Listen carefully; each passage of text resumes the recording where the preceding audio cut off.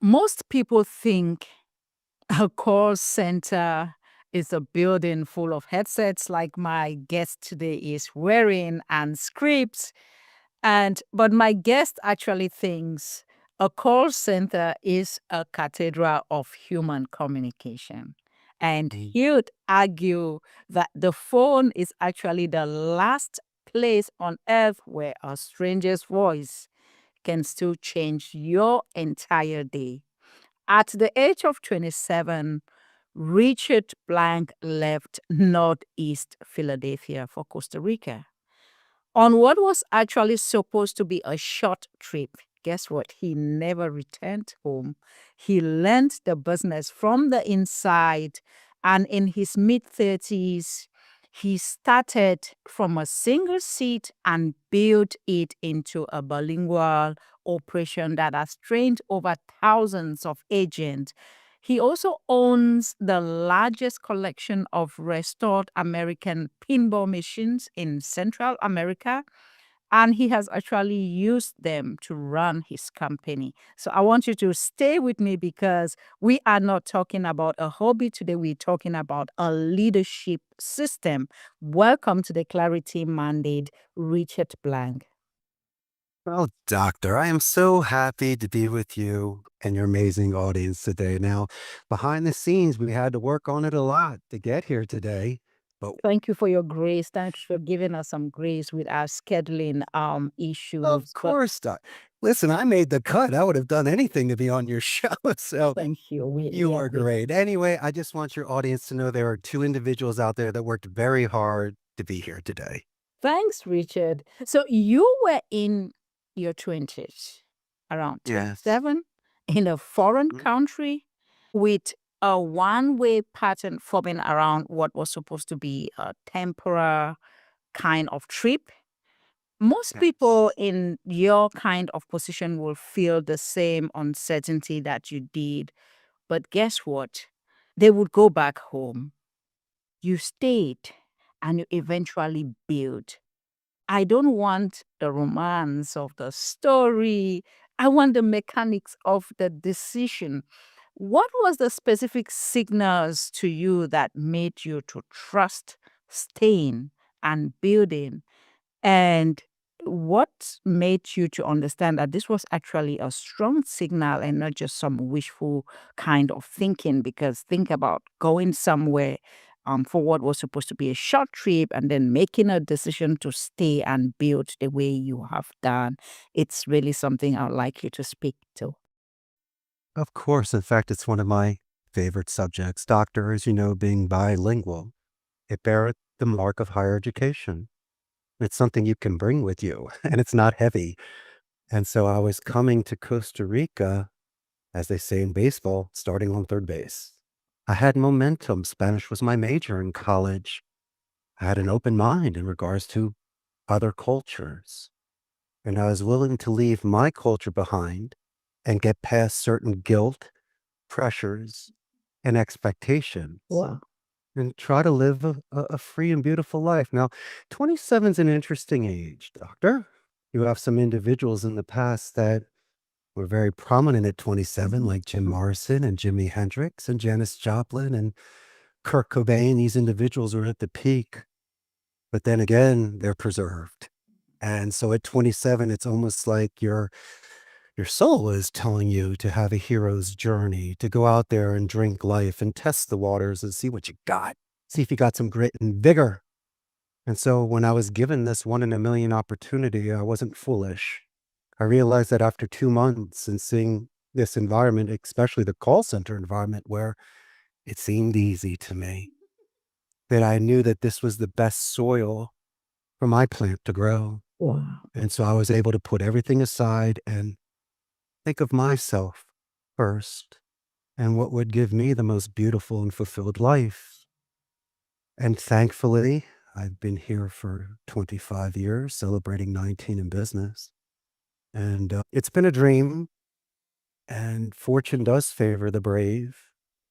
And if you're willing to take that grand leap of faith and really give it your all, don't be surprised if you do not go the distance like a prize fighter. And even if you don't win, like Chuck Wepner, who went the distance with Ali, they still make a movie after you as a winner. Richard, you are not just building a call center. It's like you can actually write poetry the way you respond. But let's stay on the subject. Relocation is really one leap.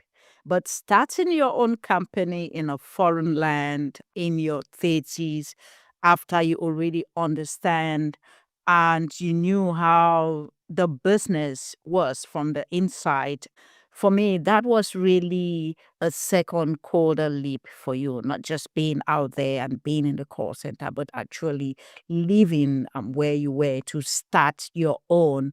And for me, someone can say, first moving into that country, Costa Rica, where you are enjoying and it's home, and you're telling me about how beautiful it is. Someone can be like, oh no, that was like a big leap. But taking the second leap of actually going out there and starting your own organization, training agents, owning the system yourself, what does the clarity moment look like for you? What gave you the certainty that you could not just let fears or anything else stand in the way of you doing what you've actually done by building the organization? Yes, Doctor. Well, fear is that morbid anticipation of things that haven't happened yet, the big old boogeyman. When you're given information and clarity, it reduces stress and fear. And let's be realistic. On a hockey team, I'm a goalie. I'm not a left winger. I know my position, I know my place. And in Costa Rica, I needed to. My son is he used to be a goalie in hockey. That's right, double pad stacks. Bertie Perrant, my hero. Think of this, doctor, as me being a trunk of a tree. I needed roots and branches in order for stability and growth. And I did not have the time, the patience, maturity, or the cognitive skills to go to school for IT, to go to law school in Costa Rica to learn the labor laws, to go to school for accounting and all those and human resources. I didn't have the time. Too much weight, it would have made me miserable. And so I had to hire specialists, home court advantage individuals that could speak for me, show me the way, make it easier so I could concentrate on what I do the best. And so um, that's a trust factor. I prefer to promote from within, but when it was specialists, naturally you needed certain certifications and different things. But I surrounded myself with individuals who saw the vision. This was a brand new company back in 2008 that was starting. I was renting a turnkey station at a blended center, like an internet cafe. It wasn't fancy, but I was able to pay, make my margin, and run a business. But also, I'm going to tell you something. Man, that was the greatest time ever, doctor. Yeah, it's fancy now. I got the building and all the bells and whistles. But when you first start out and that little spark turns into a flame, flame into a fire, and then it becomes an inferno, you realize you created something from nothing like magic. And so I look fondly upon those days. I know it was a grind and it wasn't first class conditions, but the people that were with me saw me grinding it out, as you were mentioning, and setting the example of someone showing up to work and paying the taxes and just being there motivating you. And so, um, and there's also, doctor, some people that want to be seen and noticed and given that chance to be a squire to a knight and promoted compared to one that works at an Amazon, for an example, will be lost amongst thousands. And so we were selective and individuals gravitated towards us because they wanted that sort of mentorship. They wanted me to invest in their career, make them more self-confident and self-reliant. Yeah. And so you could always hire, doctor, that dirty dozen. You don't need a whole army. And so I was able to grow my company row by row and seat by seat and finding the right people. And so that's how I did it. That was the best leadership, paying it forward in my own way. And that was received and given such a positive reinforcement that it gave me enough go-go juice to keep going. Wow, that just speaks to who you are and some of the things I've been reading about you. I mean, let's pay off the pinball. you've said build an environment. You're building an environment, you're not just building a call center. And you literally play pinball with your employees. The call center industry, I mean, it's famous for talking about scripts, burnouts, and people living under pressure, but you build the opposite. So I want you to break down the system for me. How does gamification, culture, and play becomes such kind of, in my view, a measurable performance and retention system for what you have actually built out there? Yes, doctor. Well, my good friend, I'm not going to lie to you. We have burnout, large attrition, scripts and rebuttals and training, you name it. That doesn't go away in a call center. But what I attempted to do was increase their vocabulary, their strategy, and their diplomacy through certain rhetoric, semantics, tone adjustments, certain strategic pausing. We can get into those mechanics, but the game room. Oh, and so many reasons. What a happy medium. It's a place to let off steam, hang out with me.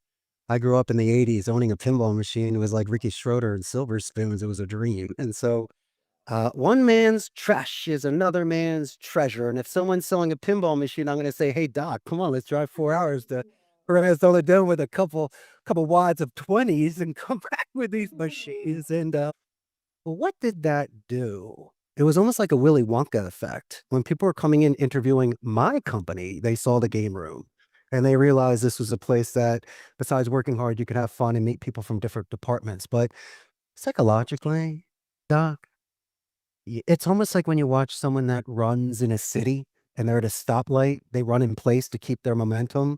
If you come downstairs and you get on your phone for Instagram or go have a cigarette and just veg out, you ice a kicker. But if you get on that pinball machine or my arcade machines, what you're doing is using hand-eye coordination, timing, but you're keeping in rhythm. So when you go upstairs, you're even stronger than before. And I always believed in play. That's why we had recess as children. But you know what it really is? I got to see somebody laugh. Not at me, and not at something stupid, but when you're seeing someone play and you see them laugh, first they laugh funny so you can tease it. But doctor, you see a different side. They lower the mask. It's the real person. And so there's even the haptics, the touch on the shoulder, which you're really not supposed to touch your boss. But if we had a great game of air hockey and you just beat me by the goal, you're like, yeah, boss, what again? Look at that sort of bonding, anchoring, bridging, and connecting. And so there's nothing wrong with hanging out with your boss and playing games. And then we can go upstairs and play. Wow, that's just amazing, Richard. That's just amazing what you've built out there. And it's not surprising that you've trained thousands of bilingual agents at that volume. I mean, you cannot rely just on talent and charisma. I believe that you need kind of, you've talked about your systems and all that, but you need really a repeatable kind of system that will turn some ordinary Joe out of college or out of high school, whatever it is, to someone that a complete stranger from the outside can actually feel comfortable talking with. And for me, I want you to talk about one of the single most common mistakes that maybe your new agent make, that maybe most executives might not actually signal, but the kind of systems that you have put together can help you really build, because the numbers don't lie, the numbers of agents that you've trained. Yes, and the metrics, of course. That's right. The number one rule that people need to do when communicating is to listen. I know what I know. I'd love to know what you know. Your priority might not be mine. It's a great way to, I guess, shed time, cut the fat, focus on areas. And if someone is interested in one topic, stop the horizontal, go to the vertical and just ask a ton of open-ended questions that require explanation. It's like the books Choose Your Own Adventure. I'm just the rudder of your ship. You lead me in this dance. Yeah. It's all good. And you'd be surprised when you're doing 30-second checkpoints, doctor, by asking tie down or clarification questions. If things make sense, sounds good, may we move forward? That on a 10-minute conversation, you probably have 20, 30-second checkpoints. So no doors are left open. And then you wonder why people convert more calls, have better metrics in regards to talk time, first call resolution, upselling, referrals, you name it. Wow. It's not like they're slick or the Wolf of Wall Street. No, they have beautiful structure. They ask the right questions. They listen. And through certain deduction, they dance with the beautiful art of speech. And if they're exceptionally creative, which I believe, they should close their eyes. And once again, removing your taste, touch, and smell on the phone, your hearing should be expanded. But what about image streaming? Doctor, put color in your words. Really be descriptive, and you'll capture them. And then when that happens, it's just the most. You were mentioning strangers before. Strangers are friends you haven't met yet. You and I have been communicating. This is the first time we're face to face, but I tell you what, we're never going to forget about each other. And if someone asks me about the Dr. Atud, I'm like, she's the greatest. I love hanging out with her. But you are the greatest. I believe you are more of a poet than just like who talk about this, but you're just great, Richard. You are. Doctor, I And don't want to put it down, but carpe diem, seize the day. Tomorrow we shall die. And if you thank, live every day as a romantic and as a poet, then pay it forward. Give compliments to people. Smile. thank you. Just try to have good days because you're getting older. Thank, You might as well start now. thank you. Thanks, Richard. You have a line that I keep looking back to, and you say, words should be used for light and warmth, not to burn. Ah, For yeah. me, that's like a moral philosophy of communication, not just a sales. It doesn't look like a sales tactic. And for me, in your industry, that is not something that is common. So here's the tension I want you to look at. In a business built the industry where persuasion. So where exactly is the line between influence and using your kind of approach? How do you train the number of people you have trained to stay on the right side when the metric sometimes is pushing them maybe to stay on another side because they want to get the results because everyone is tracking the metrics and all that? Yes, ma'am. Well, I always believe that if your base foundation revolves around empathy, compassion towards others, you really can't go wrong. You have good faith and good intentions. But tell me this, when your best friend told you they loved you and believed in you when you were at your lowest, wasn't that the greatest thing you ever heard? That was light, that was warmth, and that was love. And then somebody that you believed in so disappointed you by saying something to you that was so unexpected. Well, that's the burn. And I mean, if you want to make fun of it, you could look at Eminem's movie 8 Mile, but that's what they do. Rappers go back and forth and have a rap battle. So they're not really trying to rip hard. They're just trying to be creative. And I get it. But when someone publicly defaces somebody or just rips into somebody, that's raw. And unfortunately, I'd rather get punched in the face 20 times than have the people that I love the most in this life say something to me that scars. And so you have to be exceptionally careful. And that's why on the flip side, my friend, okay, about speaking about telemarketers, customer service agent, retention agents, okay, people that prospect, my thoughts were always keeping a positive tone because people could find offense. They could give you a negative reaction. They could place you in a category of other telemarketers that are bothering their company or you during dinner. And so what two things can happen. An agent can burn out from it, or they can choose a campaign that compromises their ethics, values, and morals, sell sweepstakes and things, and just ruin our reputation. Or you could be the individual at the law firm. When somebody's having the worst day of their life, you walk them through the paperwork, or at the doctor's office, being Judy, who picks up the phone and, while you're having the worst day of your life, soothes you and gets you through that moment. And so I respect people that are capable of holding hands over the phone or walking people through a process. And I don't need to twist your arm, doctor. There's no forced hands here. That's a terrible sell. You know this from an extremely learned woman and educated, that from an educated point of view, individuals make a decision.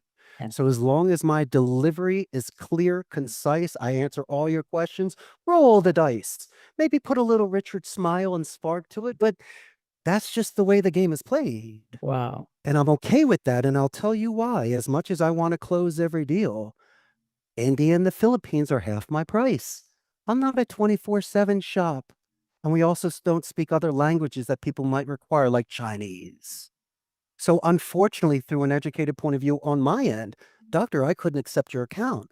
Yeah, but I want to work with you. Want to work with you too. Love you. It's just not going to fit. And so it's nothing personal. And don't be surprised that if you get a call a year later and go, hey, I spoke to Dr. Dude. She said you're the greatest. She Right. recommended you even though you couldn't do business with her. And so most of my business, doctor, Wow.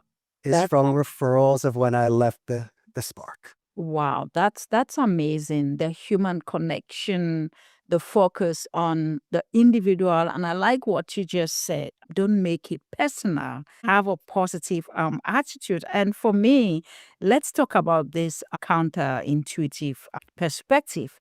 So Hmm. most often we assume that communication problems are information problems. That if people just had more facts, they'd understand. But you have watched thousands of conversations succeed and you've seen some fail in real time. So for Yes. me, is the real failure point information or is it something else entirely? Is it emotions? Is it pacing? Is it listening? I know you've talked about listening. Is it someone's ego? What does the data that you've looked at from success and failure tells you about why some messages land and others fail? Well, yes, it's almost like a professor that won't time your exam. You don't feel rushed.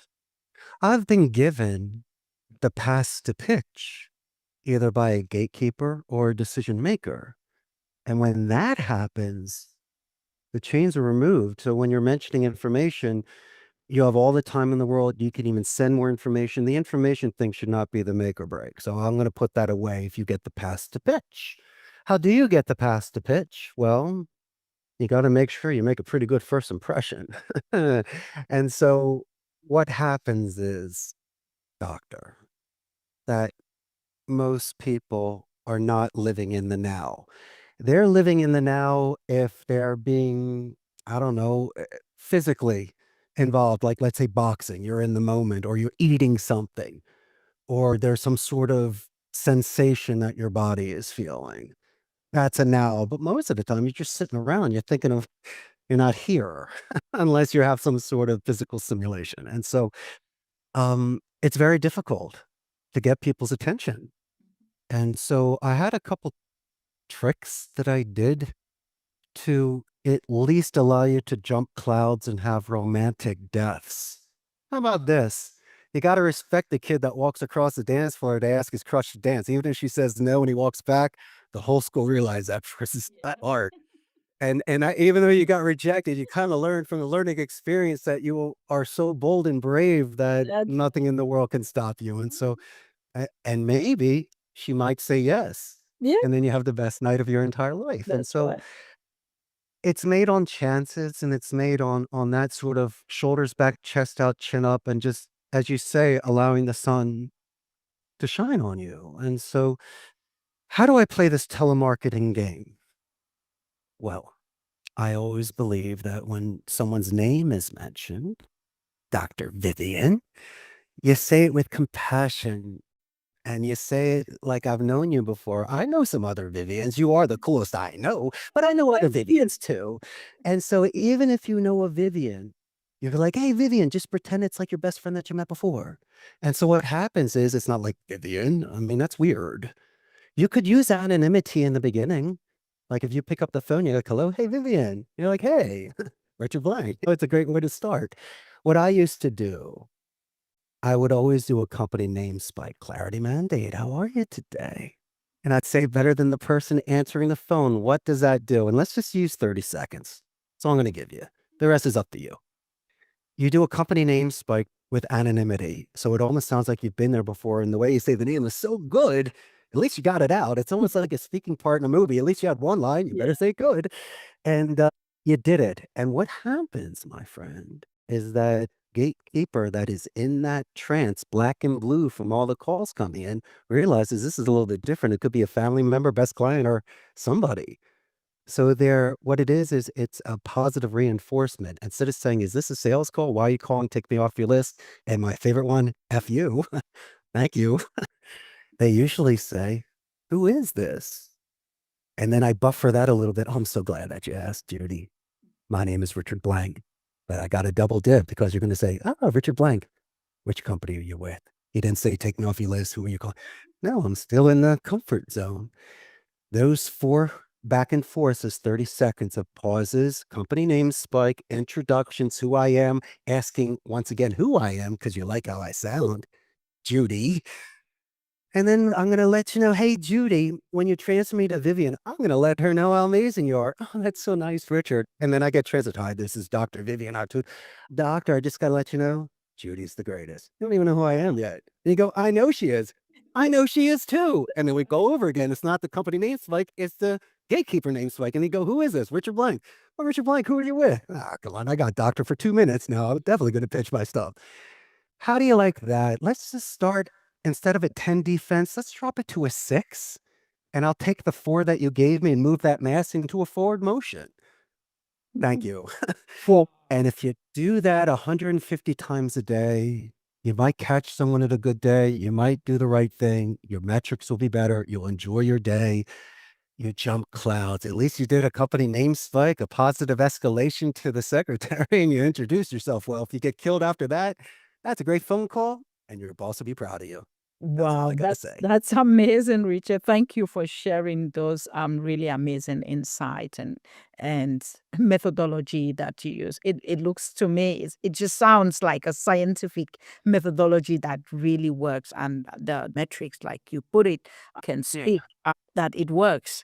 So let's talk about this. Everyone predicts AI will replace the call center, and you've spent 19 years building one based on human connections, and you're still growing.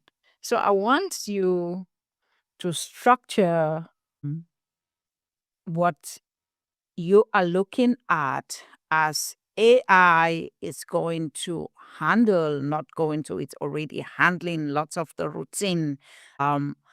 So it's looking at lots of the things. I'm sure in your industry, you're already doing that. So what specifically becomes more valuable, not less, when we look at the future of the call center business? Where is the human premium going to lie, and where are you worried about the role of AI and your industry, if at all? Well, I'll give a football term. I think AI can bring the ball down to the 10-yard line, and then it takes a human to put it into the end zone. Empathy is very important for final stages of relationships or onboarding. But in regards to gathering information, I think AI is fantastic. They haven't mastered yet the IVR, integrated voice response. Sometimes they don't hear you correctly, or they ask you to repeat it. And then there's also the uncanny valley where people get a little freaked out when robots and things like that act too human-like. We feel threatened. But there was a movie back in the day with Anthony Quinn called Zorba the Greek. I mean, while his ship was going down, his whole town was looking at him. What did he do? Just put his arms out and start dancing on the beach. I'm not Nero. I'm not playing my fiddle as Rome is burning, but I'm also realistic. And I realize things have certain times in life. And my run and my business happened at a beautiful time when we created such synergy and people, it was an incredible linguistic environment. People were just sharing. And then when COVID hit, I was fortunate to stay in business, doctor, by having things done virtual. And as much I was proud of that, it eliminated my personal essence. My essence, my friend, was walking in the rows and giving you five and being so proud of That's you right. and saying, "Good morning, Dr. Vivian. It's great to see you today and have a wonderful evening. I'll see you tomorrow." And not do I only miss that, you literally took away me. And I'm just now an administrator that writes checks. Hmm. Qué pena. What a shame. And so once that happened, it wasn't a cold turkey like a smoker, Mhm. but I saw the gradual, and so I can accept it slowly. I don't have to pull it off slowly, the the wound, but I feel I feel for the new generation coming in. It's not like they're gonna be missing out on a job. A lot of people don't like working at call centers. But what I did see, especially for myself, I just chose to make it a career, but anybody that's entered this sort of environment and then left, as much as they hated it and they just didn't enjoy it, each one said that it definitely built their soft skills and their interpersonal communication skills. And today, if things are omni-channel, non-voice like text, email, chat, what's happening is there's not that stimulation, there's not that face-to-face eye contact, body language reading, and just electromagnetic energy transfers that people can connect. And so I feel for this generation. Their stimulation is likes and clicks and subscribers, and that's all great and fun and dandy. But I'd rather be playing capture the flag with you and five of my friends on a summer afternoon. That's 10 times Yeah. more fun. So that's where I see it, Doc. And how about this? And let me leave it like this as well. Where do I see it going? When I interview people, besides looking at their credentials, the one question I ask is, what is your coming of age moment? When was the time you were mentioning me? And coming of age can happen at any stage in life. You mentioned 27. Perfect. And you're right. I shed skin and I was born again like a phoenix. And so I wanted to know, when did you change? You asked the most brilliant question. When was your crossroads and you chose the right path? And some of the answers I get are generic and you're like, really? But some are creative. And then I start making nicknames for you. And then when you're having a terrible Wednesday, I'll walk by Doctor and I'll go, remember you saved that kitten out of the tree? Come on, kitten saver. Come on, Doc. And you know it's gonna pick you up, and you know we connected, and so those were the little things that reduced my attrition and had people show more fidelity because they really saw the depth of my interest in their careers and their development, and that's something you can't fake. Wow. Sincerity, you have to be consistent. And the fact that I'm 3,000 miles away from my mama, and I moved abroad, and I invested my life to assist this culture in my own way. Way. Looking back at it now, that's how I did it. AI, like Richard puts it, no AI can bring the human connection, the empathy, the things. It's interesting. I mean, last month we had the CEO of Anthropic and the CEO of OpenAI out there in New York, and there was this conference where they invited the faith community, where I was talking about pastors, rabbis, and all the faith community. And they were asking them questions to help them in the next, call it the phase of looking at faith, things like empathy. They specifically asked them questions around things like funerals and pain and death and things. How does, because this is a community that have been out there doing funerals, doing things like this, and you want to bring this into AI, and I'm still watching to see how this comes. But that just tells us that there are certain industries, there are certain aspects of human life and connections, the hugs, the embrace we get like at funerals.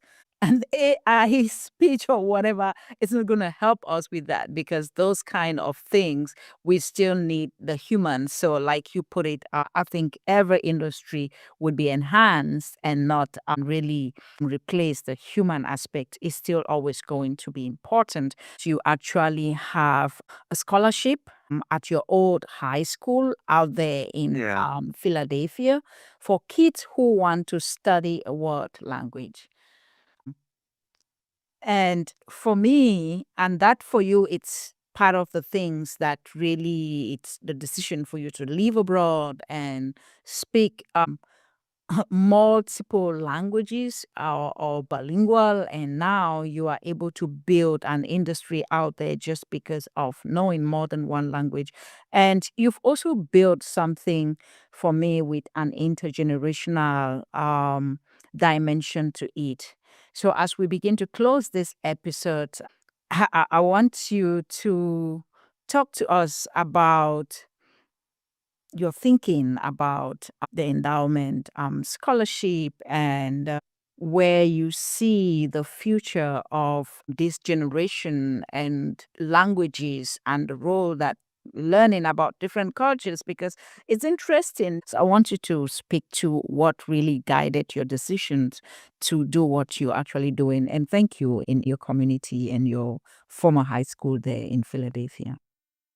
Of course. Well, a lot of the times, advice that was given to me might not be the best advice for some other people. And so maybe just by setting the example, that second language scholarship was interesting for me.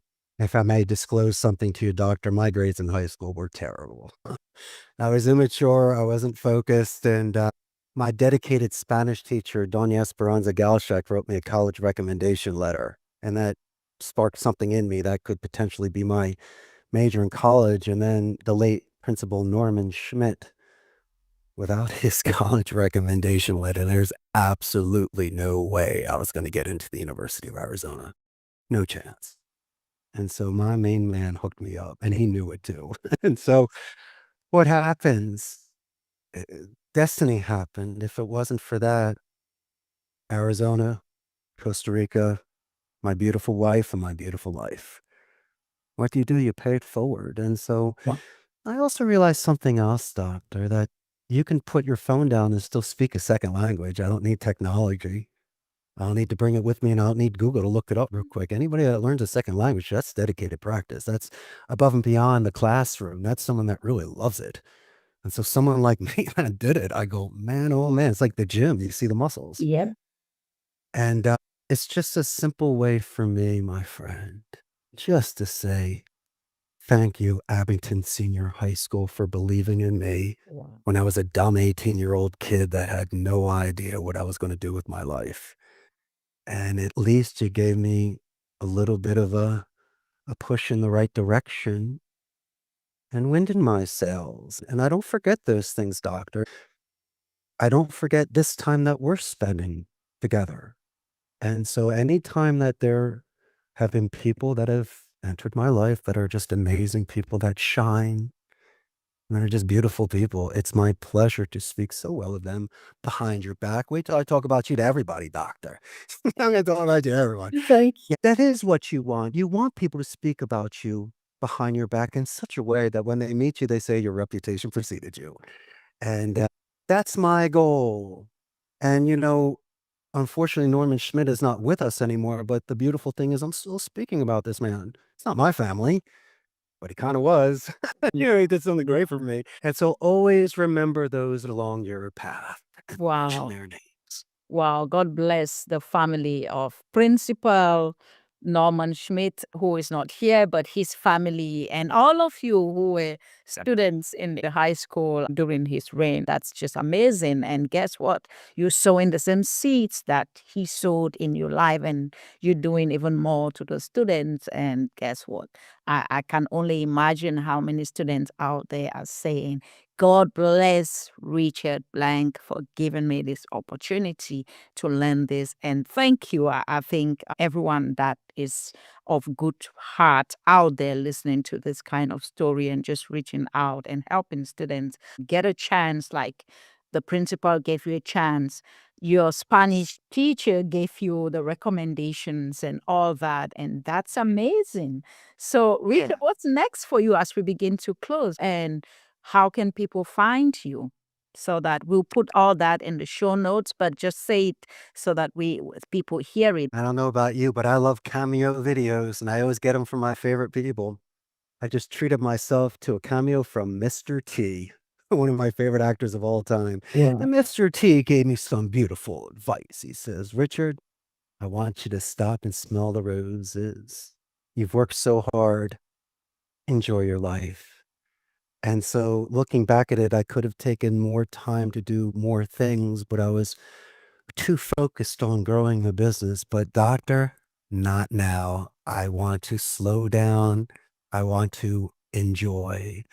And so that's next for me. But if someone wants to reach out, you can shoot me an email at CEO at Costa Rica's callcenter.com. And listen, no obligation, but if anybody in your audience wants to run by a script by me or some rebuttals and say, hey, Richie, what do you think of this? Just say, Dr. Vivian Atud, and don't worry, I will take care of it for you and give you my best advice. And Doctor, I can't thank you enough. You bring the best out of your guests. I had a wonderful time with you this morning, and I'm a super fan. Thank you, Richard. I am having fun. I don't know, but the word that came to my mind when I was replying to your last email, I was like, Richard, if you are still available, let's have a conversation. Let's have fun. And I think I've had really more than I asked for, and I'm truly grateful. Richard Blank, a communicator who turned a one-way trip into a life's work and a call center into really a human communication, warmth kind of environment. And he has given us today his playbook, his tactics, his mechanics, his philosophy. And it is clear he's talked about discipline. He's emphasized human connection. He's emphasized empathy. And he's emphasized really valuing human beings, and he turned his workplace into really a fun place. You go to his business. I think one day when I'm in Costa Rica, I want to visit and play some games with Richard. But everyone out there, you want to find Richard, we're going to put the links and his email and everything. What's next for Richard? Slowing down, and that's just amazing. Slowing down, having some fun with his family and doing the things that he really wanted to do. And the world doesn't need more information. We need more clarity. We need more thinking, and the mandate from Richard is clear. Now it's yours to go and make use of some of the things that he has shared. This is Dr. Vivian Atud, and always my pleasure to have you on the Clarity Mandate. And we will see you in the next episode. Thanks, Richard.